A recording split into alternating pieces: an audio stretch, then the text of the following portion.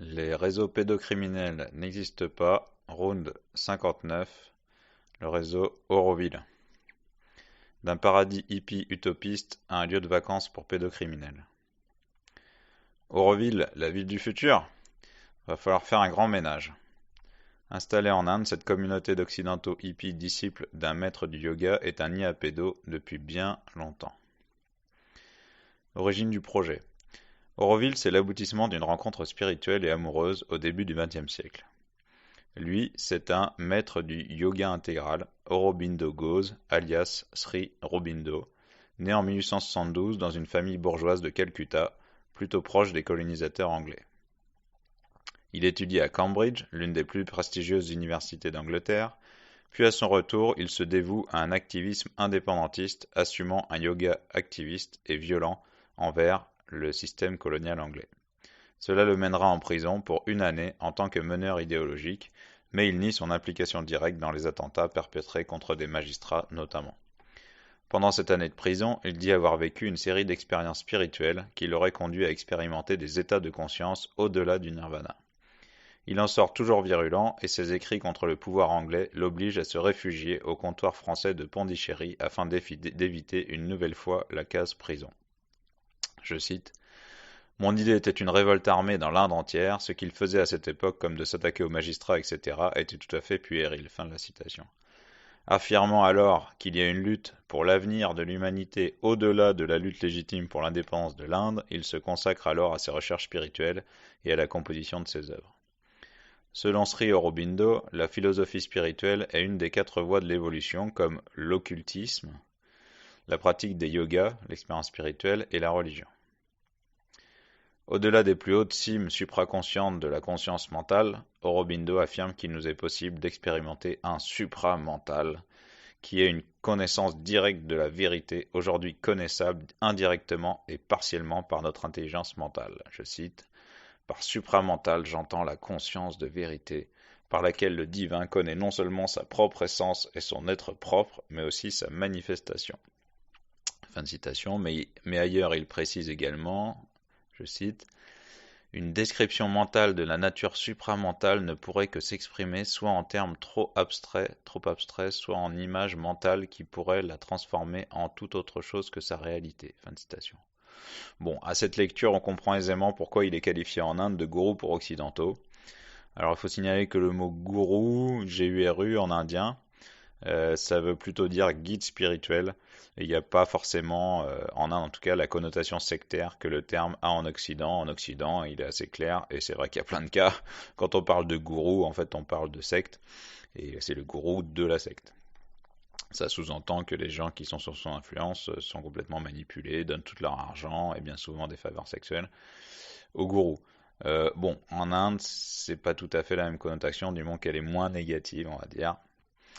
Je continue. Il fonde progressivement un ashram, donc théoriquement c'est un lieu de recueillement isolé en pleine nature, mais lui, son ashram, lui, se situe en plein centre de Pondichéry, une ville située sur la côte est de l'Inde, donc au bord de l'océan Indien. Donc c'est quand même une ville qui comptait déjà en 1936 300 000 habitants, et aujourd'hui on est largement à plus d'1 million d'habitants. Donc ça c'est pour lui. Elle, c'est Blanche Rachel Mira Alfassa, alias la mère, née en 1878 à Paris d'un père banquier juif turc et d'une mère juive égyptienne. Bourgeoise parisienne, après 2 mariages et quelques voyages en Algérie, au Japon, elle atterrit auprès de Sri Aurobindo qui lui confie la direction de l'ashram de Pondichéry quand lui va se retirer du monde. Il y a également un Français, Bernard Anginger, neveu du dernier gouverneur français d'Inde, renommé Satprem par Mira Alfassa. Il écrira les causeries de la mer à l'ashram en 13 tomes, ainsi qu'un livre connu en Occident d'introduction à la pensée d'Aurobindo, Sri Aurobindo ou l'aventure de la conscience, paru en 1964. Donc c'est vraiment ce livre qui a fait connaître Aurobindo, on va dire, dans la sphère francophone. Alors ce monsieur Bernard Anginger, il avait d'abord vu au départ André Gide comme son premier maître spirituel, donc André Gide, l'écrivain pédocriminel. De nombreux disciples guettent donc les rares apparitions de la mère qui, silencieuse à son balcon, scrute cette foule, fixent les uns et les autres dans les yeux, qui se sentent transcendés par ce regard silencieux. Sri Aurobindo est depuis longtemps reclus pour sa quête intérieure et ne voit plus personne à part ses serviteurs, donc là on est dans les années 60. En 1968, et proche de la mort, donc Mira Alfassa, elle mourra 5 ans plus tard à l'âge de 95 ans, donc en 73. Mira Alfassa, avec l'assistance de nombreux riches partenaires occidentaux et indiens, donc l'UNESCO, Tata Industries, qui est une industrie automobile mais aussi en métallurgie, Indira Gandhi, on y reviendra tout à l'heure, la fille du Premier ministre indien Nehru, et entre autres aussi un architecte français, Roger Anger, ils lancent le projet Auroville, comme Aurobindo, ou comme l'Aurore, pour le marketing en français, faisant acheter à l'ashram 2000 hectares de friches un peu au nord de la ville. La mère écrit et déclame de sa voix chevrotante la charte d'Auroville avec laquelle les Aurovilliens devront se débrouiller. Donc je cite la charte d'Auroville. Auroville n'appartient à personne en particulier, Auroville appartient à toute l'humanité dans son ensemble, mais pour séjourner à Auroville, il faut être le serviteur volontaire de la conscience divine. Auroville sera le lieu de l'éducation perpétuelle, du progrès constant et d'une jeunesse qui ne vieillit point. Auroville veut être le pont entre le passé et l'avenir. Profitant de toutes les découvertes extérieures et intérieures, elle veut hardiment s'élancer vers les réalisations futures. Auroville sera le lieu des recherches matérielles et spirituelles pour donner un corps vivant à une unité humaine concrète. Fin de citation. Voilà, voilà. Alors, décliné par les pionniers aurovilliens en 1970, donc 2 ans plus tard, ça donne un texte qui s'appelle Le Rêve. Il devrait y avoir quelque part sur la terre un lieu dont aucune nation n'aurait le droit de dire « il est à moi », où tout homme de bonne volonté ayant une aspiration sincère pourrait vivre librement comme un citoyen du monde et n'obéir qu'à une seule autorité, celle de la suprême vérité. Un lieu de paix, de concorde, d'harmonie, où tous les instincts guerriers de l'homme seraient utilisés exclusivement pour vaincre les causes de ses souffrances et de ses misères, pour surmonter ses faiblesses et ses ignorances, pour triompher de ses limitations et de ses incapacités. Un lieu où les besoins de l'esprit et le souci du progrès primeraient la satisfaction des désirs et des passions, la recherche des plaisirs et de la jouissance matérielle. Dans cet endroit, les enfants pourraient croître et se développer intégralement sans perdre le contact avec leur âme. L'instruction serait donnée non en vue de passer des examens ou d'obtenir des certificats et des postes, mais pour enrichir les facultés existantes et en faire naître de nouvelles.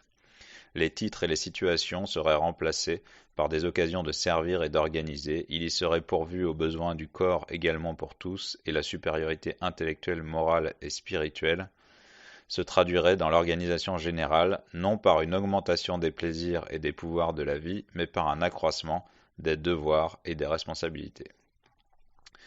La beauté sous toutes ses formes, artistique, peinture, sculpture, musique, littérature, sera accessible à tous également, la faculté de participer aux joies qu'elle donne étant limitée uniquement par la capacité de chacun et non par la position sociale ou financière.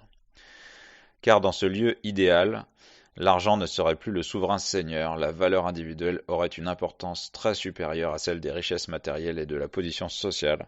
Le travail n'y serait pas le moyen de gagner sa vie, mais le moyen de s'exprimer et de développer ses capacités et ses possibilités, tout en rendant service à l'ensemble du groupe qui, de son côté, pourvoirait aux besoins de l'existence et au cadre d'action de chacun.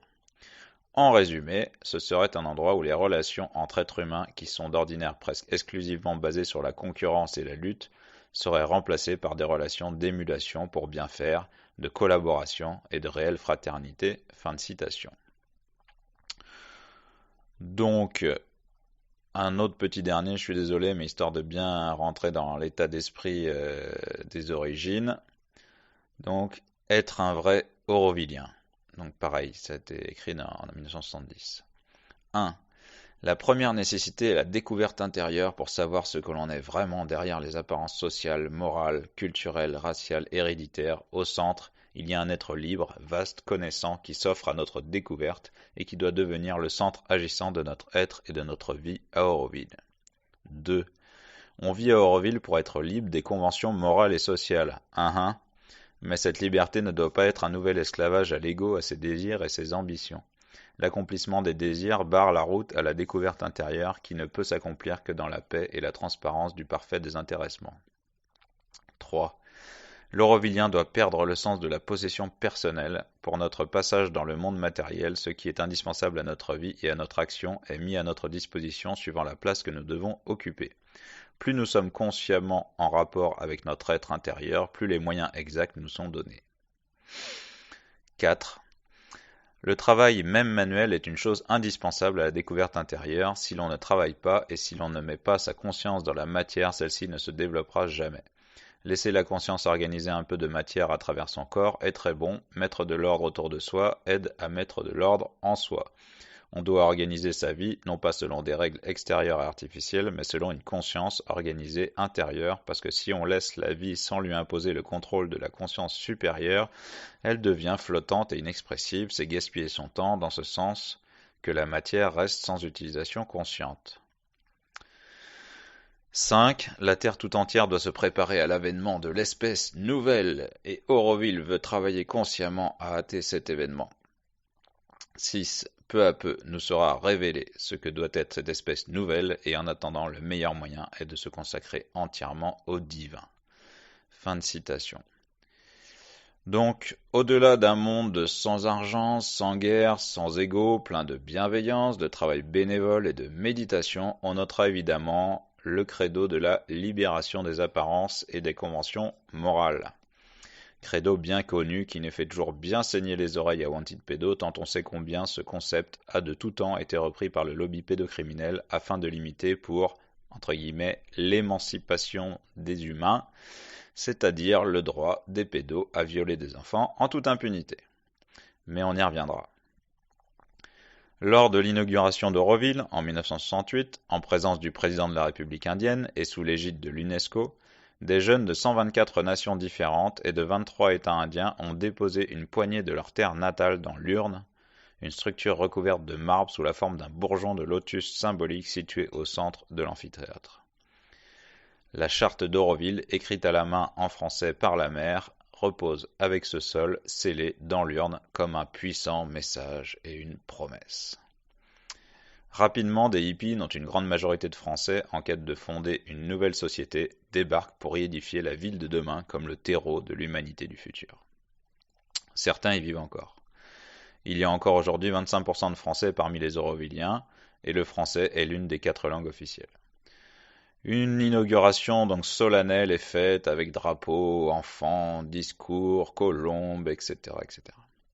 Nous n'allons pas non plus nous appesantir sur tout ça. Si ça vous intéresse, il y a le site d'Auroville avec notamment le pavillon de France, où on vous met le lien. Ça vous donnera plus d'éléments si ça vous intéresse. Voilà. Les gourous en Inde aujourd'hui. Avant de poursuivre l'épopée d'Auroville, il faut contextualiser un peu en parlant du rapport qu'a le peuple indien encore aujourd'hui avec des entre guillemets maîtres spirituels qui sont nombreux et rassemblent les foules. Imaginez que si Jésus-Christ apparaisse aujourd'hui en Europe, pensez-vous que des masses d'individus arriveraient à lever leurs yeux de leur smartphone? Je suis pas sûr. Par contre, en Inde, ainsi que dans les pays environnants, des prophètes émergent tous les ans et suscitent plus ou moins l'enthousiasme des foules. Il y a 100 ans, ces prophètes étaient plutôt dans la pauvreté volontaire, un peu à l'image des sadhus, mais aujourd'hui, avec les moyens de communication modernes, ils se constituent rapidement des fortunes avec les dons des disciples et fondent des religions dont ils sont le Dieu vivant. Donc on va citer la Gita Dolia, qui est une petite fille qui a grandi auprès de la mer et qui exprime bien cette chose. Je cite: Pour vous, donc les Occidentaux, c'est peut-être impensable de suivre quelqu'un, mais pour nous, donc les Indiens, c'est normal. Elle, donc la mère, était mon gourou. Elle va décider mon futur. Le gourou, c'est celui qui guide, c'est celui qui aide pour la vie intérieure et extérieure. Pour moi, c'est elle qui représentait ce que je cherchais en ultime. Fin de citation. Donc ça, c'est une petite indienne, mais en fait, on a le même discours dans un autre reportage d'une petite fille occidentale. Et c'était pas dans l'article, mais je vous le dis en plus. Donc l'intervieweur lui dit, mais alors toi, tu veux faire quoi dans la vie? Et la petite, elle a 8 ans, elle dit, ah non, non, mais c'est pas à moi de choisir, moi je sais pas, c'est la mère qui va me dire ce que je dois faire dans la vie. Il dit, mais tu pourrais choisir toi-même. Il dit, non, non, c'est elle qui sait ce qui est bon pour moi. Donc il y a quand même cette dimension voilà, de guide, mais on n'est pas dans l'émancipation, le libre arbitre. Hein, voilà. Je continue. Intéressons-nous donc à certains de ces gourous, en commençant par le népalais Ram Bahadur Bamjan, alias Buddha Boy, car il est censé être la réincarnation de Bouddha, rien que ça. L'hindouisme présente certes la vie comme une étape d'un cycle de réincarnation, sauf que Bouddha a théoriquement mis fin au cycle de réincarnation justement en atteignant le samsara. Mais bon, c'est un détail et visiblement tout le monde s'en fiche. Il était aussi appelé Palden Dorje, donc un nom tibétain reçu d'un autre lama, Som Bahadur Lama. À 15 ans, il est prétendument resté en méditation au pied d'un arbre pendant 6 mois sans manger, boire ni dormir. Sauf qu'entre 17h et 5h du matin était déployé un écran de tissu pour le cacher du regard du public.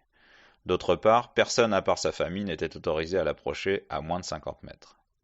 En décembre 2005, il a été observé et filmé par un comité de 9 scientifiques sous la tutelle d'un prêtre bouddhiste, Gunjaman Lama, durant 48 heures, sans pouvoir cependant l'approcher à moins de 3 mètres. Le comité a demandé à lui prélever son sang afin de vérifier son taux de sucre et savoir s'il s'était nourri, mais la demande a été refusée comme tous les autres examens médicaux. Ses proches justifiaient ces refus en invoquant que sa méditation ne devait en aucun cas être perturbée. Il faisait des méditations miraculeuses dans la jungle, pouvant rassembler des milliers de personnes. Bref. Cependant, dès 2010, des dizaines de plaintes pour agressions sexuelles sur mineurs faisant partie de ses disciples ont été déposées, ce qui a mené à une traque de la police népalaise pendant plusieurs années. Des nonnes auraient été violées, pire, certaines d'entre elles, ainsi que des disciples, sont portées disparues. Il a finalement été arrêté en janvier 2024 dans une région reculée du Népal avec 200 000 € en liquide et des devises étrangères. On peut faire le lien avec tout le mouvement bouddhiste tibétain, dont la « persécution par la Chine est instrumentalisée par les USA pour nuire à l'image justement de la Chine communiste depuis des décennies, et aujourd'hui le mouvement bouddhiste tibétain est réfugié en Inde à Dharamsala. Les dernières frasques du très vieux Dalai Lama actuel, qui demande à un gamin de lui sucer la langue en public, n'est que la continuation d'une très longue liste d'abus commis dans les cercles bouddhistes. En 2021, un documentaire d'Arte avait fait du bruit en montrant que les abus sexuels sur mineurs sont couverts par les autorités du bouddhisme, par exemple Mathieu Ricard, en France, comme dans toutes les institutions à notre connaissance, que ce soit l'Église catholique, les témoins de Jéhovah, l'éducation nationale, le scoutisme, les fédérations sportives, voilà, il y a différents liens, et il y a le lien de documentaire, ça vous intéresse. Mais on ne va pas plus s'étendre sur le cas du bouddhisme pour blanc, ça fera un article entier à lui seul, et c'est pas l'objet de celui-ci. Nous ne prendrons donc que quelques exemples en France pour illustrer très rapidement. Donc par exemple ici en Saône-et-Loire, à Dachang Kagyu Ling, le temple des 1000 Bouddhas dans la commune de Laboulé, avec le lama Karma Chojai, 56 ans, qui a été condamné à 12 ans de réclusion à criminel pour des viols et agressions sexuelles, notamment sur mineurs, dont certains remontent aux années 1990. Un autre exemple, en Dordogne, à Dacpo, à Saint-Léon-sur-Vézère, avec les viols de 3 majeurs bénévoles en 1998 et une agression sexuelle sur un garçon mineur, stagiaire à Dacpo en 2000, par le lama local. Les faits étant prescrits, c'était avant la nouvelle loi sur le délai de prescription, il n'a pas été condamné. Donc il y a quand même des bénévoles qui sont restés plus de 20 ans à vivre dans une grotte, entre 20 ans et 40 ans, dans une précarité totale. Elles étaient des servantes et elles étaient aussi des esclaves sexuels. Elles n'avaient même pas de carte vitale, rien n'était déclaré. Je ne sais pas si vous vous rendez compte du modèle de société, c'est formidable. Évidemment, donc là on est sur des communautés bouddhistes en France, mais entre guillemets pas complètement étiquetées sectaires, on va dire. Mais il y en a aussi. Donc on peut parler par exemple d'autres sectes bouddhistes comme le Mandarom, fondé par Gilbert Bourdin, 1923-1998, alias Swami Amsananda Sarasvati, donc à Castellane, ou encore le fameux Okase Ogyen Kungzang Choling, belge, de Robert Spatz, alias Lama Kunzang Dorje, installé dans un ancien château de Templiers à Castellane dans les Alpes de Haute-Provence. Et oui, c'est bien exactement la même commune que le Mandarom, c'est formidable. Après avoir purgé sa peine de prison minimaliste, Robert Spatz, aujourd'hui, il coule désormais des jours paisibles planqués en Espagne, en Andalousie. Formidable. Donc je vous mets des liens sur l'Ocasé, on a fait un article réseau, il y a différents documentaires. Voilà, on va pas s'étaler. Le mandat Rom, il y a plein de choses aussi qui existent. Et puis pour finir, nous pourrions aussi parler de cette autre réincarnation divine qui est Satya Narayana Raju, 1926-2011, alias Sai Baba, capable d'ubiquité, donc d'être dans plusieurs endroits en même temps et de faire disparaître des objets. Il se prétendait être la réincarnation d'un saint indien du 19e siècle, Shirdi Sai Baba. Son organisation possédait à sa mort plusieurs milliers de centres dans 114 pays avec soi-disant 10 millions d'adeptes dans le monde. D'autres sources indiquent même qu'il pourrait être entre 30 et 100 millions, ces adeptes. Aujourd'hui, cette organisation gère toujours plus de 40 écoles et 30 instituts d'éducation, je vous laisse voir leur site. Ses funérailles ont été célébrées dans toute l'Inde, les plus hauts dignitaires de l'État et du gouvernement ont assisté à son enterrement, mais un responsable occidental du mouvement de Sai Baba, donc Michael Goldstein à l'époque, déclare dans un reportage de la BBC que les miracles sont là pour attirer l'attention, faire venir les gens et montrer ensuite que Sai Baba a plus à offrir que ses apparitions d'objets. Mais oui, c'était un peu de la prestidigitation quand même. À la même époque, le docteur Abraham Kovoor, qui soupçonnait Sai Baba d'être un charlatan illusionniste, lui demanda à son tour d'accomplir ses miracles sur la surveillance de rationalistes. Mais Sai Baba refusa et selon certaines sources perdit à cette occasion un nombre important d'adeptes. Dès les années 70, de nombreuses accusations d'abus sexuels sur mineurs ont été portées à son encontre, notamment par Tal Brooke, un de ses proches disciples, dans son livre par ailleurs devenu un best-seller, Lord of the Air, Tale of a Modern Antichrist, en 1976, puis dans son autre livre, Avatar of the Night, en 1982, qui s'est très bien vendu. D'autres ouvrages en Suède, donc notamment de Connie Larsson, et des reportages au Danemark, intitulés Seduced by Sai Baba, relayaient les mêmes accusations. Selon le journaliste Sandhya Jain, donc Alaya Ram, donc une des victimes, déposa une plainte contre la Satya Sai Baba Society auprès de la Cour suprême de Californie en janvier 2005, mais il la retira en avril 2006, on ne sait pas pourquoi. Un site internet entier est consacré à démystifier Sai Baba et recueille notamment les témoignages de dizaines d'enfants violés par lui. Donc saibaba-du6x.org.uk. En 2004, la BBC, donc la chaîne de télévision anglaise, produit un documentaire jugé plus sérieux intitulé The Secret Swami dans sa série The World Uncovered. Donc, il aborde principalement les allégations d'abus sexuels de Sai Baba sur la personne donc d'Alaya Ram, un Américain dont les parents étaient des disciples de Sai Baba, et de Mark Roche et d'autres adeptes. Donc je vous mets le lien du documentaire. Il n'y a eu à ce jour en Inde aucun procès contre Sai Baba à partir de ces allégations, malgré leur retentissement international. Un ancien Premier ministre indien, Atal Bihari Vajpayee, juge de la Cour suprême et d'autres personnalités politiques de l'époque ont écrit une lettre prenant la défense de Sai Baba. Cependant, l'UNESCO, qui avait auparavant accordé son patronage aux activités caritatives de Sai Baba, l'a quand même retiré. Bref, vous aurez bien compris que la région indienne, hindouiste ou bouddhiste, est un terreau fertile pour les gourous en tout genre qui drainent énormément d'argent, d'occidentaux ou d'indiens, avec bien souvent à la clé l'accès à des enfants qui se font violer par les responsables, que ce soit des gourous ou des disciples. Des viols qui sont couverts par donc les disciples convaincus ou complices. Comme d'habitude, mais voilà, il faut le dire pour l'ensemble de cet article, c'est valable pour les gens d'Auroville aussi. Comme d'habitude, la bonne volonté, les belles intentions, les superbes expériences que des millions de gens, entre guillemets innocents, ont pu vivre dans ces endroits, et qui sont donc impliqués matériellement parce qu'ils y ont été, qui ont participé, dans ces mouvements spirituels, ça ne change rien au fait.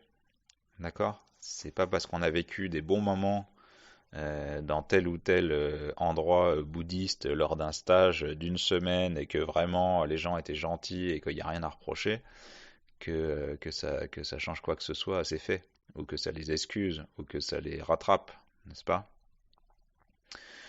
Bref, on va s'arrêter là, mais vous avez compris un peu l'idée.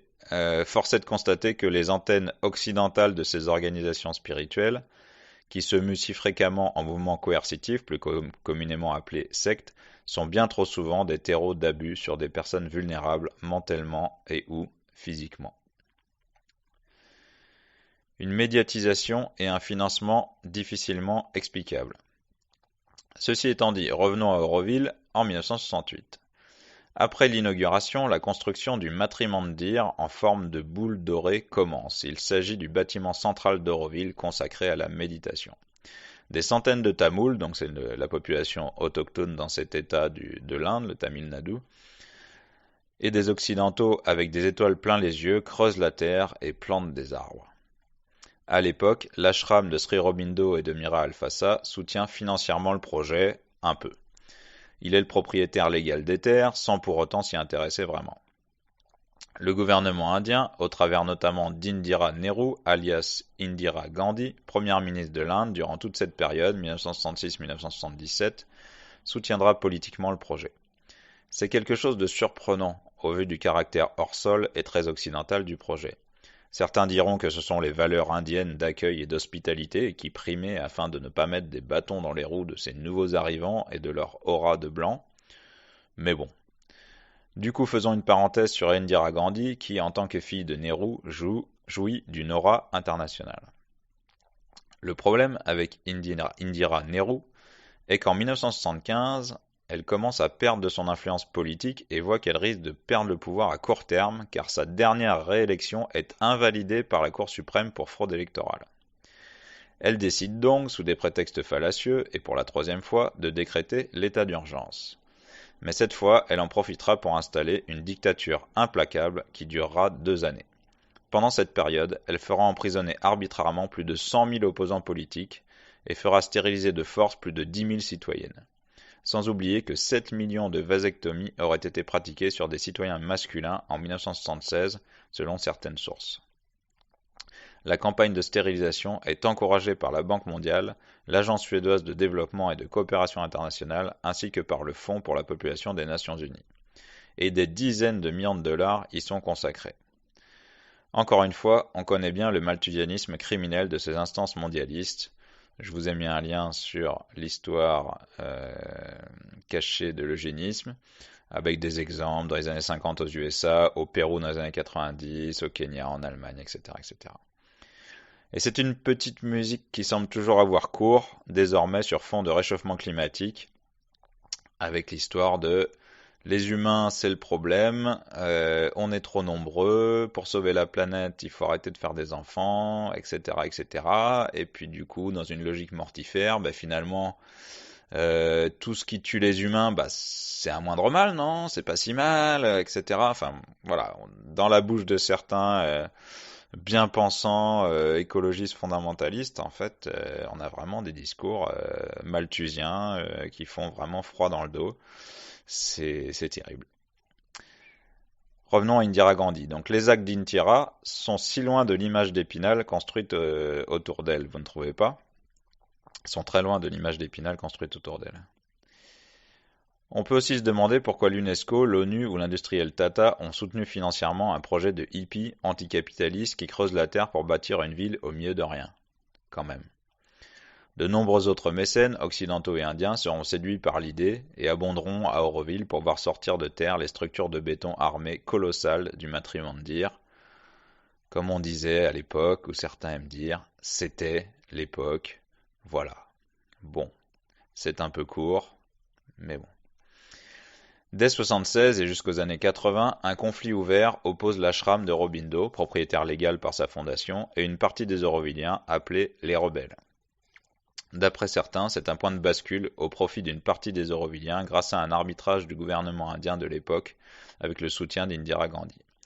Donc il y a notamment un livre écrit par Nirmaliya Mukherjee qui est intitulé Auroville, A Dream Hijacked, donc Auroville, un rêve détourné, décrit précisément donc les tractations, les corruptions et autres trahisons qui ont permis à quelques dizaines de familles qui dirigent encore aujourd'hui Auroville de mettre la main sur ces terres. Il y a également d'autres documents que je vous mets en lien.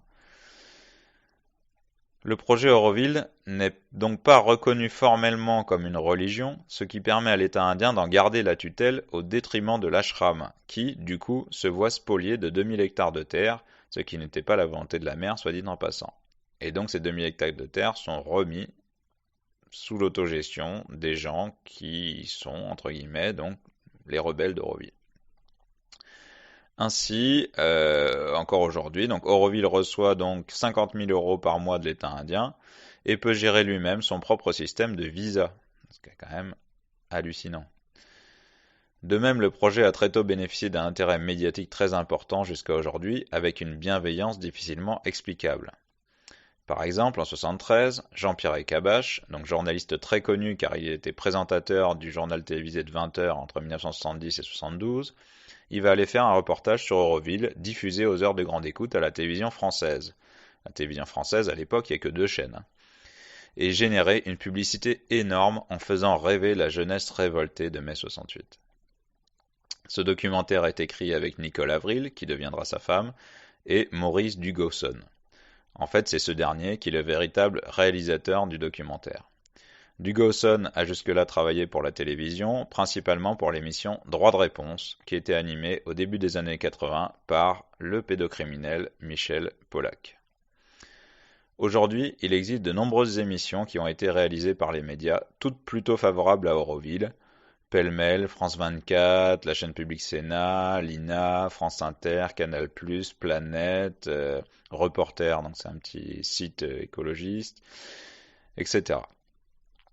On trouve aussi de nombreuses vidéos donc de youtubeurs voyageurs alternatifs qui attirent de naïfs citadins, fils de bourgeois anticapitalistes, en mal d'exotisme spiritualo-militant. On a même eu donc une tentative de schématiser carrément le système de communication d'Auroville par un Aurovillien lucide qu'on va voir après et qui est combattu par les institutions d'Auroville. Ci-dessous, comparant, alors dans la première colonne c'est en anglais, mais donc la réalité de ce que lui voit qui se passe sur le terrain. La deuxième colonne c'est ce qui est dit par les autorités d'Auroville à l'assemblée des Aurovilliens. Et puis la troisième colonne c'est ce qui est dit au grand public. Et on voit les différences et comment en fait on arrive à lever l'argent avec effectivement un système de communication bien rodé. Alors les moins partisans, donc c'est les qu'on a vu, c'est l'émission Fuck le système de Canal+, qui décrivent Auroville comme un paradis pour vieux 68ards, très éloigné des valeurs de départ. Alors le fait que ça soit très éloigné des valeurs de départ, ça tout le monde le reconnaît, c'est dans les documentaires même favorables, il y a un certain nombre de personnes qui le disent. Y compris les fondateurs, en disant qu'il faut, oui, mais fallait bien vivre, fallait bien trouver des manières de fonctionner, on a fait ce qu'on a pu, la mer c'est bien gentil, mais bon, voilà, faut être pragmatique. Mais en fait, la critique, elle va jamais plus loin. On compte aussi de nombreux livres, a priori, aussi tous positifs, je vous ai mis le lien. Mais bizarrement, en fait, personne ne pose une question qui est pourtant évidente dans ces reportages, c'est comment Auroville gère les délits et les crimes qui y sont commis entre Aurovilliens, ou entre des extérieurs sur des Aurovilliens. Alors ok, ça casse l'ambiance, mais bon, c'est quand même une information intéressante pour qui veut s'y installer et n'avale pas benoîtement la fable selon laquelle tous les Aurovilliens sont des êtres parfaits, et puis à Auroville, il n'y a pas de crime et de délit, tout va bien. Donc pour ceux qui souhaitent avoir une présentation détaillée et entre guillemets publicitaire d'Auroville par une Aurovillienne convaincue, je vous renvoie à une vidéo qui a été faite en 2021, qui est très bien avec un PowerPoint, etc. Plutôt axée sur l'architecture, le développement durable, mais qui est intéressante. Ci-dessous, je vous ai quand même extrait la petite diapositive à propos du système de travail à Auroville, qui montre bien comment en fait les arrivants, qu'ils appellent newcomers, et les touristes en fait alimentent Auroville en lui permettant de fonctionner, que ce soit au niveau financier ou au niveau de la main-d'œuvre, du travail bénévole. Et qu'en fait, il y a un gros turnover et ça fonctionne pas mal là-dessus, en plus d'un certain nombre de petites boîtes de genre dynamisation de l'eau ou de petites boîtes ou de guest house ou d'hôtels, donc voilà, c'est plutôt du tourisme. Il faut savoir que si l'idée vous prend de construire votre maison à Auroville, donc vous souhaitez devenir aurovillien et que vous y construisez une maison avec votre argent, hein, personne ne va vous donner de l'argent pour construire votre maison, on peut vous prêter un logement, mais si vous mettez vous de l'argent pour y avoir une maison entre guillemets à vous, bah en fait elle n'est pas à vous. Vous en êtes dépossédé si jamais vous décidez de quitter la ville, c'est-à-dire que elle est à vous tant que vous y êtes. Voilà. Alors après au niveau de la transmission, il faut voir, mais si jamais vous partez, ben voilà, c'est plus à vous. Ce qui mène étrangement à devoir mettre des gardiens dans sa maison quand on veut faire un voyage ou revenir en Europe quelques mois sous peine de se faire squatter la maison par les voisins et de tout perdre. Donc, vous voyez, en témoigne l'expérience difficile d'une fille de riche indienne qui a tenté en vain de devenir eurovillienne et qui témoigne de ce genre de fonctionnement. Donc, je vous renvoie à la vidéo Comment je suis devenue pauvre en voulant devenir eurovillienne. Après avoir un peu végété durant quelques décennies, Auroville, qui était destiné à accueillir 50 000 habitants, voit sa population grandir en atteignant péniblement le chiffre de 1853 Aurovilliens en 2022, suite enfin à un recensement sérieux réalisé en porte-à-porte, sous la pression d'un certain nombre d'Aurovilliens. Alors que jusque-là, il revendiquait 3000 habitants durant durant au moins 10 ans. Il disait qu'ils étaient 3000, ce qui n'était pas le cas. Donc ces 1853 Aurovilliens comptent 50% d'Indiens et 25% de Français. À cela, il faut quand même ajouter donc les 3 à 4 000 Tamouls des villages alentours qui viennent chaque jour pour travailler pour les Aurovilliens. Donc femmes de ménage, maraîchage, main-d'œuvre pour la construction, etc., etc. Et sans qui, en fait, la ville ne saurait être autonome. Ce qui pose question. Visiblement, en fait, c'est plutôt une fierté de les faire travailler car, entre guillemets, ça participe au développement local. Bon. On finira en disant que pour construire les infrastructures permettant d'accueillir les 48 000 personnes manquantes au projet, une demande de subvention de 120 millions d'euros a été faite au gouvernement indien. Donc, voilà. Auroville Files. Au sein même d'Auroville, un homme indien, Vikram Ram, qui est né, a commencé à dénoncer tout le système Auroville. D'abord, sur sa chaîne YouTube, il était très enthousiaste pour mettre en valeur toutes les facettes d'Auroville auprès du monde entier. Et en fait, l'évolution de son discours sur sa chaîne au fur et à mesure des années montre bien sa déception. Et cela reflète assez bien le parcours émotionnel typique pour une partie des gens qui s'installent à Auroville.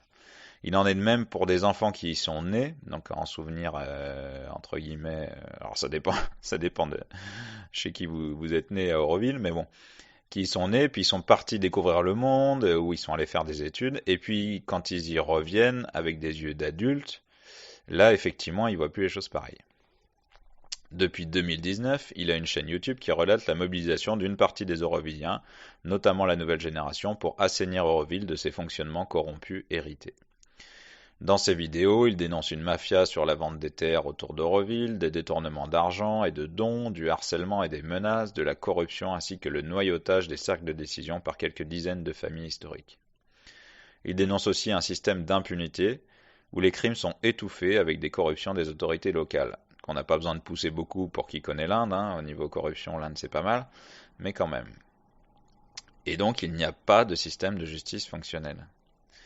Les victimes sont harcelées avec les complicités des mafias locales afin de menacer les récalcitrants.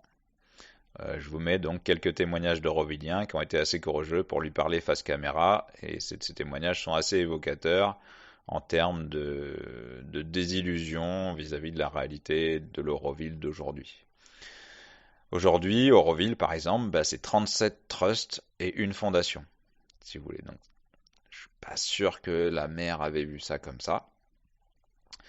On retrouve sans surprise des allégations de financement d'Auroville par la fondation Open Society de George Soros, comme d'habitude. Le niveau d'éducation est très bas, car la dizaine d'écoles libres sont hors système et sont souvent inefficaces. En tout cas, c'est ce qui est dit par Vikram Ram et les Aurovilliens de son côté. Je cite, alors c'est marrant parce que ça c'est très vieux, mais c'est vraiment... Je cite Jean Laroquette, donc un Aurovillien qui est là depuis 1975, et il nous dit: c'est les enfants qui ont fait leur propre révolution. Un jour, les enfants sont arrivés lors d'un meeting des Aurovilliens, donc ces assemblées d'Aurovilliens, ces réunions.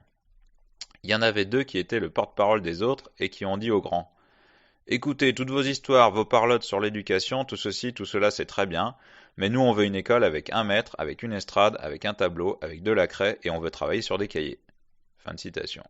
Alors, étonnant, entre guillemets, enfin, les adultes étaient stupéfaits. Peut-être il aurait été intéressant de savoir pourquoi. Pourquoi, en fait, ces gamins, ils voulaient plus de l'école à la super libre. On peut citer aussi Jean-François Pion, dans un autre documentaire, qui est professeur dans une école, enfin un collège, on va dire, d'Auroville, sans aucune formation de professeur. Au départ, il était éducateur spécialisé, donc rien à voir, depuis 1998. Et il nous dit, on devient professeur à Auroville parce qu'on comble des manques, c'est souvent ça. Autrement dit, devenir professeur ou instituteur à Auroville, c'est un jeu d'enfant, qu'on soit compétent ou pas, qu'on soit pédocriminel ou pas. Rappelons que depuis le début, Auroville a mis en place et géré des écoles. Et oui, parce que les écoles indiennes, c'était pas assez bien. Aujourd'hui, on compte au moins une dizaine d'écoles à destination des enfants habitant les villages tamouls avoisinants. Et c'est une grande fierté pour les fondateurs et les Aurovilliens et un point central qui est toujours mis en avant. Je vous mets un lien vers tout ça. Il est clair qu'à Auroville, je cite, l'enfant est au cœur du projet. Ou, bien souvent, en fait, sa liberté, elle est confondue avec de la négligence, voire de la mise en danger par défaut de surveillance. Donc je cite un autre documentaire. À travers ce bébé, je voyais l'avenir d'Auroville et il m'apparaissait radieux, puisque l'enfant est au centre des préoccupations ici. J'en croisais beaucoup sur ma route, des blonds, des bruns, des noirs, des blancs rassemblés dans une mixité incroyable. Ils portaient tous en eux un sentiment de liberté. Donc ça, c'est Guillaume Estivier, le narrateur-réalisateur du documentaire Auroville, la ville dont la terre a besoin. Fin de citation. Donc, retenez bien ça pour la suite. Vous voyez la vision que les adultes ont des groupes d'enfants. Après, on aura la vision d'un enfant. On notera aussi l'étonnant business de sites de rencontres mené par un Aurovillien allemand de deuxième génération, donc né à Auroville. Comment vous dire, nous en titre pédo, quand on voit ça, on a un peu du mal on pense à mal en fait. Mais bon, chacun se fait sa propre opinion. Il y en a qui diront qu'on voit le mal partout, mais on voit pas trop là. Donc je cite Akash Heimlich. Alors je travaille pour un site de rencontre, une compagnie qui est aux USA et en France. Elle possède environ 250 sites de rencontres et je fais la programmation pour ça depuis 1 an. Ce n'est pas mon entreprise, c'est une entreprise d'Auroville. Donc là, on est dans les années 2000. Donc c'est vraiment des précurseurs. Bon, vous avez compris à quoi on pense. Voilà, peut-être qu'il n'y a rien du tout, mais je vous avoue qu'on a tiqué. On ne développera pas plus les multiples dysfonctionnements d'Auroville. Pour ceux que ça intéresse, tous les contenus et documents sont présents sur les liens cités et notamment sur donc, le site Auroville Files, là, auroville.in. Un Français arrivé en 1996 exprime dans un documentaire une vision synthétique et qui nous paraît assez lucide des choses. On va le citer, donc Stéphane, qui est là depuis 1996.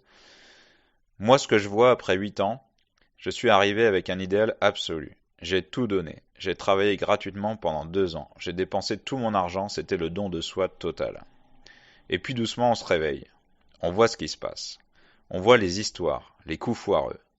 Toute l'humanité dans sa beauté, quoi. Pour moi, de rester dans Auroville, ça ne fait plus de sens. Parce que ce fameux idéal pour lequel j'étais venu, il est crié, il est placardé partout, écrit partout, mais il n'existe pas. Je suis très critique, je pense que Auroville a complètement perdu son centre. Dans ce que j'en perçois, il y a différentes sortes de catégories de gens. Il y a des gens qui viennent ici en retraite, ils ont une petite rente en France ou à l'étranger, et donc ils viennent ici, c'est du dilettantisme, quoi. Ils font rien. Une autre partie de la population vient en vacances, c'est-à-dire qu'ils ne font rien. Une fois qu'ils ont passé leur première année à donner des chaussettes au matrimondir et servir à la Solar Kitchen, donc qui est la cuisine collective presque gratuite, on va dire, du centre d'Auroville. Ensuite, ils peignent, ils chantent, ils font de la méditation ou de la danse. Fantastique. Ensuite, il y a une certaine partie de la population qui fait du business. Et on en a besoin car ceux-là, en fait, ils payent aussi des taxes à Auroville qui font vivre tous les autres qui ne font rien. Auroville, un bon gros nid à pédos. En 2008, la BBC diffuse un documentaire dénonçant les abus sexuels sur mineurs ayant lieu à Auroville et autour. Des abus couverts par les autorités d'Auroville. On y voit un Français, déjà condamné en France pour pédocriminalité, qui a continué à fréquenter pendant 5 ans des enfants tamouls dans les écoles d'Auroville, alors qu'il avait des comportements suspects. Il a finalement été écarté, c'est-à-dire qu'on lui a demandé de partir, et cela a cessé en 2004 quand il s'est finalement fait coincer pour d'autres viols où il a été condamné en dehors d'Auroville, donc plus de 8 ans après son arrivée. Un ex-aurovillien qui a déménagé à Pondichéry, écœuré, témoignent que les autorités d'Auroville ne se sentent pas concernées si les viols sont commis sur des enfants tamouls non auroviliens. La plage la plus proche d'Auroville, Oro Beach, donc juste le point le plus proche de l'océan quand on part, Auroville est au nord de la ville, vous partez vers l'est, vous tombez sur l'océan, c'est Oro Beach. Est le point de rencontre facile entre les enfants prostitués et les pédocriminels qui sont carrément servis à domicile. Tout le monde le sait, tout le monde le voit, et tout le monde se tait. Et tous les Auroviliens qui se baignent sur la plage le savent évidemment. De nombreux témoignages d'enfants devenus adultes sont édifiants. Des politiciens locaux dénoncent depuis des années le fait que les criminels, locaux et du monde entier, se réfugient à Auroville pour échapper justement à la police et à la justice, et que la prostitution de mineurs est banale dans et autour d'Auroville. On citera notamment l'homme politique local Nandi Varman du petit parti politique Dravida Peravai. Les populations locales voient les Auroviliens ou les touristes occidentaux non auroviliens comme beaucoup trop puissants pour qu'ils puissent faire quoi que ce soit contre eux. En effet, ils donnent du travail et sont en lien avec des mafias qui menacent de mort les familles de victimes qui voudraient parler. Si vous comprenez l'anglais, prenez 12 minutes pour le regarder, c'est édifiant et on va même essayer de le sous-titrer. Cette vidéo avait provoqué un scandale, mais aussi des protestations des Auroviliens avec une pétition clamant l'absence de preuves et dénonçant un reportage, selon eux, sensationnaliste. Auroville avait dans la foulée consacré un article dans leur newsletter destiné aux donateurs du Royaume-Uni d'août 2028 sur la protection de l'enfance.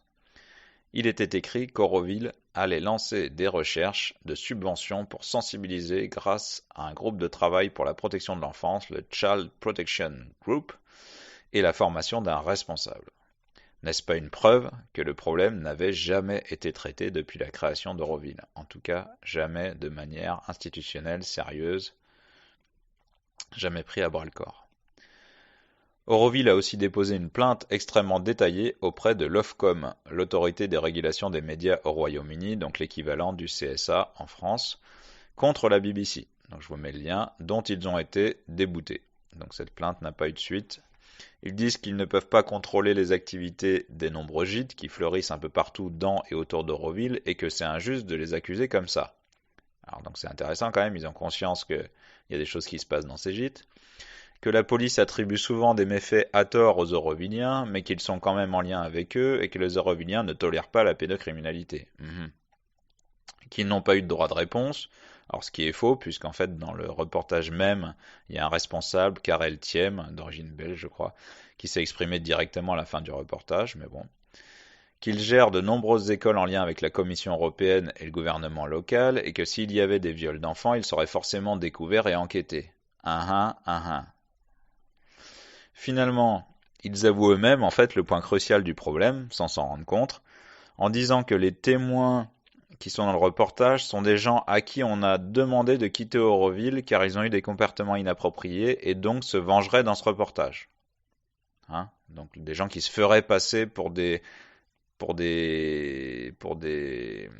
ex-enfants victimes de viol, mais en fait inventeraient tout pour se venger. Bon.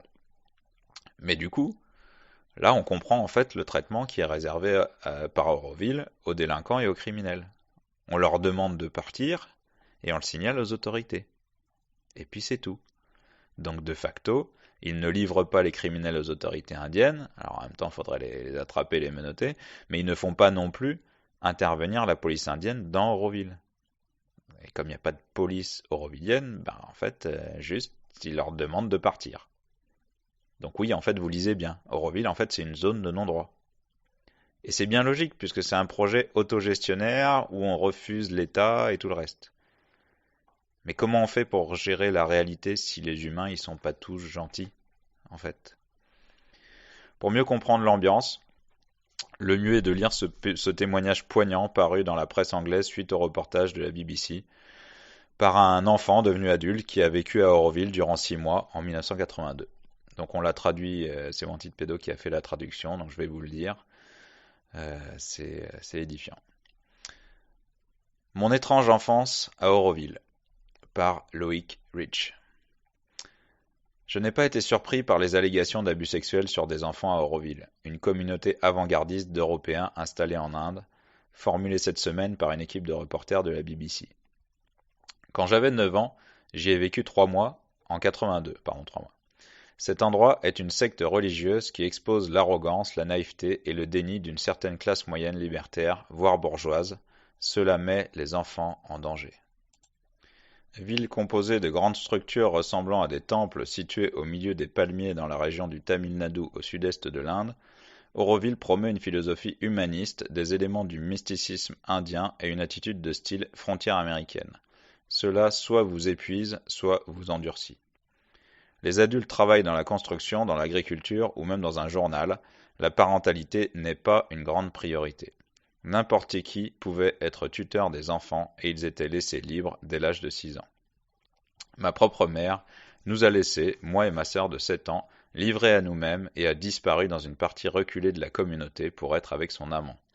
Nous avions un endroit où dormir, une école primaire bien gérée et des excursions le week-end.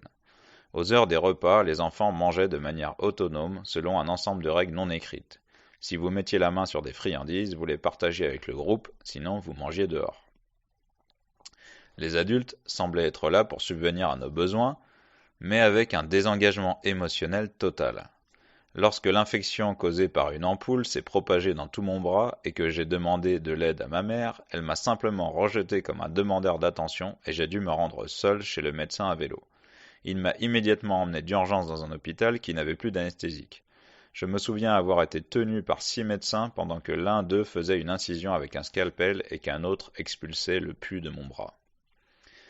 J'ai appris à m'intégrer aux autres enfants, et nous sommes devenus émotionnellement dépendants les uns des autres. Une sorte de famille, où les enfants les plus âgés s'occupent des plus jeunes. Le sexe était un sujet de discussion brûlant. N'ayant que 9 ans, je connaissais peu les choses de la vie, jusqu'à ce qu'elles soient décrites de manière graphique et alarmante par mes pères d'Auroville. Donc c'est ces enfants plus grands qui étaient avec lui. J'ai entendu parler d'actes sexuels entre camarades de classe, d'actes sexuels avec des enfants des villages tamouls environnants, et même de ce que je considérerais aujourd'hui comme de graves abus commis sur des enfants par des adultes. Effectivement, ma sœur a dû repousser à 2 reprises une tentative d'agression d'un adulte qui insistait pour qu'elle accepte de la ramener chez elle à vélo. Il y a eu des incidents terrifiants d'attentats à la pudeur. Nous, les enfants, avions rationalisé les tentatives d'abus en les considérant comme quelque chose, au même titre que les serpents, la mousson et les scorpions, auxquels on devait faire face à Auroville. La solidarité qui nous unissait tenait pour moitié de Sa Majesté des Mouches, donc un livre où je me mets le lien, et pour moitié de la secte Johnstone, pareil, je vous ai mis le lien. Ensemble, nous partagions une haine envers les enfants tamouls locaux, qui apparemment se prostituaient pour seulement 5 roupies, et d'autres qui avaient été exclus de l'école pour divers délits. J'ai moi-même subi ce sort lorsque j'ai été condamné à tort pour avoir volé un sac à main par un conseil autoproclamé d'enfants. J'ai été banni de l'école primaire et exclu de l'endroit où je pouvais dormir, méfié même des adultes, et ils m'ont exilé dans une cabane isolée sur des pilotis dans un bois. La solitude m'a rendu plus fort, je me suis lié d'amitié avec 2 autres parias, aux noms loufoques, Gandalf et Mounet. En dépit des horreurs vécues, il y avait enfin une lueur d'espoir et de bienveillance dans cet endroit. Après que ma mère se soit séparée de son petit copain et soit tombée malade, nous sommes retournés au Royaume-Uni. Des jeunes gens naïfs viennent à Auroville en quête de paix spirituelle. Bien qu'elle prône la philosophie semblant charitable de vivre en harmonie avec la nature et ses voisins, et bien qu'elle ait le soutien des Nations Unies et du gouvernement indien, la communauté d'Auroville échoue dans son objectif le plus fondamental. Donc, entre parenthèses, protéger les enfants, donner de la sécurité à tout le monde. Auroville ne sait tout simplement pas comment prendre soin des gens qui viennent là-bas. Fin de citation. Il est limpide que le sexe avec les enfants a toujours existé à Auroville et a certainement été plus ou moins toléré dans la lancée des mouvements militants pédocriminels des années 70, mettant en avant l'émancipation des carcans moraux. On ajoute à cela la prostitution des gamins tamouls, qui est aussi une constante depuis le début. J'en profite pour vous glisser une petite anecdote personnelle. En voyage en Inde pour des raisons familiales, mon frère a épousé une Népalaise, nous avons rencontré dans le bus entre Delhi et Katmandou un trentenaire d'origine turque qui vivait à Goa, avec sa femme d'origine danoise et donc son beau-père depuis plusieurs années. Le couple avait une petite fille de 4 ans. Ce sont donc des hippies 2.0, version psy-trance, ecstasy, etc., LSD, comme vous pouvez vous en douter. Mais bon, le voyage dure 48 heures, donc on a eu le temps de discuter, bien sympathique tout ça. Et à un moment donné, il se confie un peu et il me dit que lui, en fait, il fait l'amour avec sa femme devant sa fille. Je lui dis, mais pourquoi, pourquoi vous faites ça? Il me dit, bah en fait, c'est naturel. Et en fait, c'est normal qu'elle connaisse ça. Ça fait partie des choses de la vie. Voilà, limite, c'est un enseignement comme un autre. Et voilà. Et c'est aussi simple que ça, en fait. Sans faire de suppositions sur ce que sa fille subit déjà ou va subir dans le futur, on imagine aisément combien il est facile pour un pédocriminel de venir se servir dans ces milieux. Le New Age est une catastrophe pour les enfants qui y sont confrontés. La plupart des gens dans ces milieux sont perdus ou perchés et donc des proies faciles pour les manipulateurs et les agresseurs. En 2015, une étude a démontré que le tourisme pédocriminel a explosé à Pondichéry. Donc ça, c'est 7 ans plus tard après le reportage de la BBC.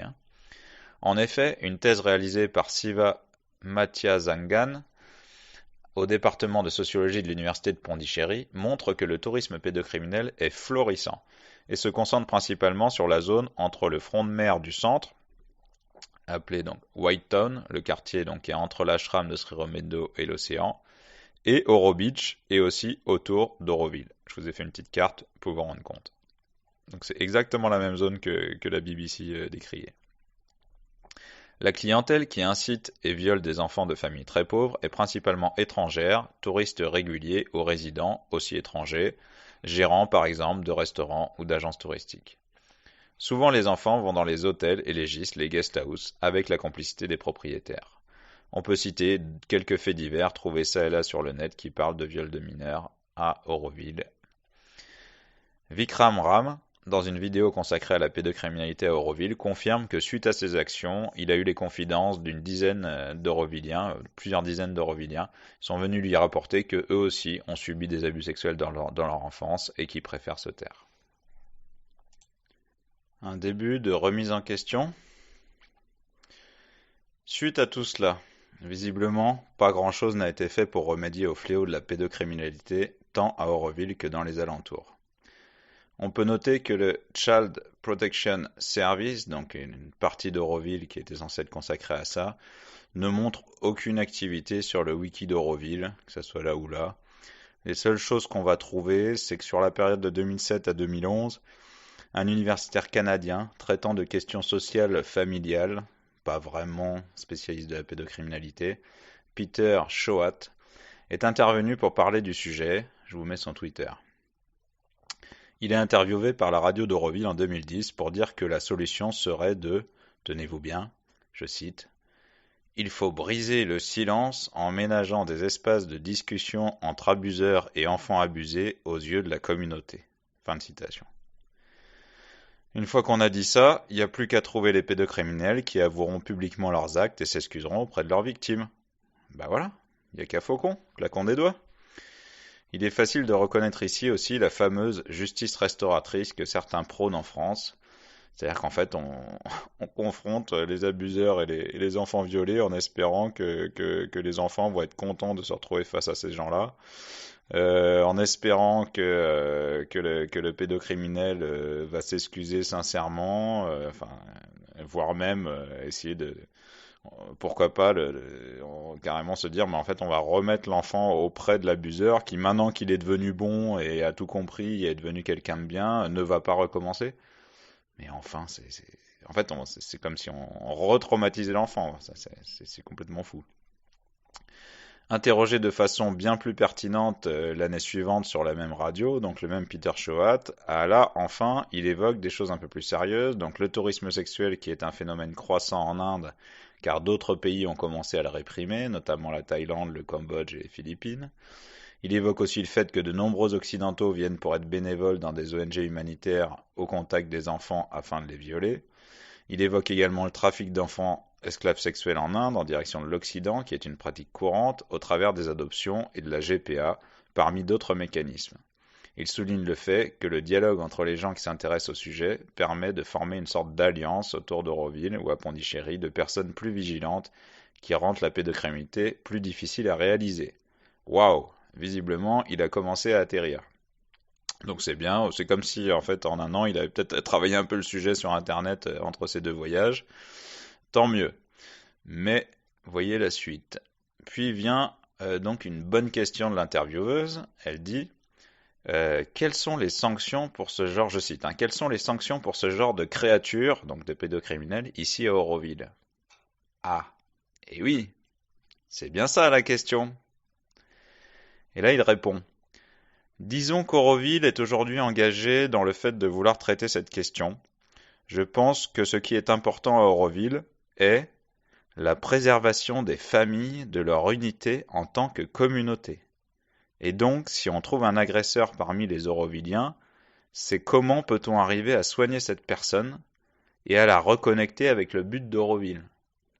Si c'est un visiteur qui est certainement venu ici pour ça, alors il faut voir si on doit impliquer la police ou on doit lui demander de partir. Fin de citation. Donc là, on stagne complètement dans les bons sentiments et en fait, il prône l'impunité globalement. La priorité, c'est l'unité des familles et de la communauté. Ah, donc il est clair que cette personne n'aidera pas à protéger les enfants d'Auroville. Que ces paroles soient le constat du carcan de l'esprit aurovillien ou son propre avis, elles sont absolument catastrophiques. Alors on doit quand même noter, on a trouvé en 2014 la trace d'une action de sensibilisation par une instance d'Auroville à propos de la pédocriminalité concernant 226 enfants de 6 écoles.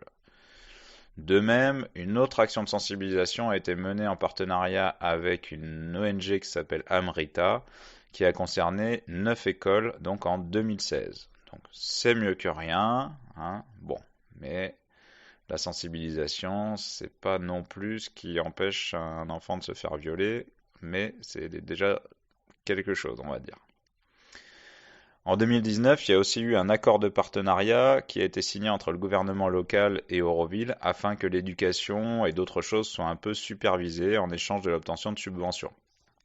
Donc, une sorte de remise en question partielle du souverainisme total d'Auroville vis-à-vis du pays dans lequel il s'inscrit en fait, et voilà, en échange de subventions. Donc en fait, beaucoup d'Aurovilliens qui remettent en question le modèle actuel de gouvernance avaient de l'espoir suite à cela, mais d'après ce que j'ai compris, en fait, a priori, ils ont été très vite déçus, d'après ce que dit Vikram Ram, et ça n'a pas changé grand-chose. On voit aussi que depuis 2022, il y a un nouveau site internet qui s'appelle Aware Auroville, avec un joli logo qui présente une image fraîche et renouvelée de l'organisation qui gère Auroville. Quand on lit le programme de sensibilisation à l'éducation d'Auroville, qui s'appelle Nourrir l'esprit des enfants des voisins et des voisins, en fait, il n'y a rien sur la sensibilisation à la pédocriminalité. Alors que la prostitution de mineurs, elle est partout. Mais dans le volet éducation, il n'y a pas vraiment ça. On note qu'il y a par contre un programme de mentorat entre des Aurovilliens adultes et des enfants tamouls, ça c'est important. Mais en cherchant bien, quand même, on a réussi à trouver chose incroyable. Il est possible de lire un article où ça parle, parmi plein d'autres abus, le mot pédophile est utilisé. Et donc quand même, il y a un endroit dans le site où on a un petit paragraphe de quelques lignes. Voilà, ouvrez le champagne, extraordinaire. Alors, je vous avoue qu'on a un petit peu du mal à ne pas voir ce nouveau site comme un outil de communication, en fait, destiné à contrer la mauvaise réputation de la ville et à encourager les gens à s'y installer de manière durable. Peut-être que c'est la nouvelle génération d'Aurovilliens, justement, qui essaye de faire les choses un peu différemment et de libérer un peu la parole. Mais bon, parce qu'en fait, car si Auroville pique la curiosité des touristes, peu sont dupes. Et ils constatent les choses assez vite, et peu décident de s'y installer de manière durable, malgré les vidéos enthousiastes des youtubeurs globetrotters alternatifs ou de retraités illuminés par la grâce du lieu et des gens. C'est formidable, voilà, je vous ai mis les vidéos qui correspondent à ce que je viens de dire. Doit-on voir dans ces différentes actions un simple effort de communication faisant suite au reportage de la BBC de 2008 et à l'étude de 2015, ou une véritable remise en question de la culture aurovillienne? Difficile à dire, mais il est clair que le logiciel aurovillien donne une grande marge de manœuvre pour les pédocriminels et que pendant 50 ans, rien de sérieux n'a été fait pour endiguer cela. Espérons que les Aurovilliens actuels, et surtout la nouvelle génération, et ceux du futur, prendront le problème au sérieux, afin qu'Auroville ne demeure pas le nid à pédos qu'il est encore aujourd'hui. Je cite Roger Anger, l'architecte d'Auroville, en 1973. On lui demande Auroville ne sera jamais fini alors? Et il dit peut-être pas, mais ça n'a aucune espèce d'importance. Ce qui est important, ce n'est pas de construire une ville, c'est de construire les hommes nouveaux. Fin de citation. Voilà, quels seront les hommes nouveaux d'Auroville de demain? Et puis une autre citation du narrateur du reportage de 73, limpide, mais que visiblement personne ne relève. Et à un moment donné, il dit et effectivement, il n'existe à aucun moment à Auroville de frontière entre enfants et adultes. Conclusion. Hélas, donc, la plus grande réussite d'Auroville, et c'est souvent ce qui est dit, est d'avoir planté des arbres, transformant 2000 hectares de terres dégradées en forêt. Ils ont aussi réussi à travailler sur l'écologie des lieux, c'est vrai qu'il y a beaucoup de choses qui sont faites sur la permaculture, les énergies renouvelables, et à faire rêver les enfants de bourgeois alternatifs du monde entier. Concrètement, une grande enquête de victimologie pour questionner l'ensemble des enfants aurovilliens et les enfants des villages des alentours permettrait de quantifier les abus. Il faudrait également y inclure les adultes ayant grandi sur place. Et là, on se rendrait compte. Et là, on pourrait identifier des abuseurs récidivistes. Et là, on pourrait identifier des endroits où ça se passe et des fonctionnements. Suite à ça, une action conjointe avec les services de police indiens afin de repérer et de démanteler les réseaux de prostitution de mineurs qui fonctionnent main dans la main avec les hostels et les guest houses serait logique dans l'esprit de la mer, puisque c'est leur référence, même si cela doit poser des problèmes ou affecter les revenus de la communauté, pendant un temps. Mais il faut bien assainir les écuries d'Augias. Pour finir, il est clair qu'au nom de l'élévation spirituelle de l'humanité, les familles fondatrices d'Auroville ont étouffé les multiples scandales et laissé prospérer un climat délétère d'impunité depuis les débuts jusqu'à nos jours. Ils ont fait cela à minima pour ne pas briser leurs rêves, au pire, pour préserver un business rentable et ainsi garder la main sur un espace de non-droit dans lequel ils peuvent impunément violer des enfants et abuser de la naïveté des jeunes enthousiastes qui arrivent à Auroville, comme dans un paradis terrestre. Pour terminer, je redonnerai la parole à Stéphane, cet aurovillien français lucide qui y est depuis 1996 et qui nous dit de manière évidente la réalité, c'est qu'à Auroville, c'est comme partout ailleurs. Mais le problème, c'est ça justement, c'est que c'est comme partout.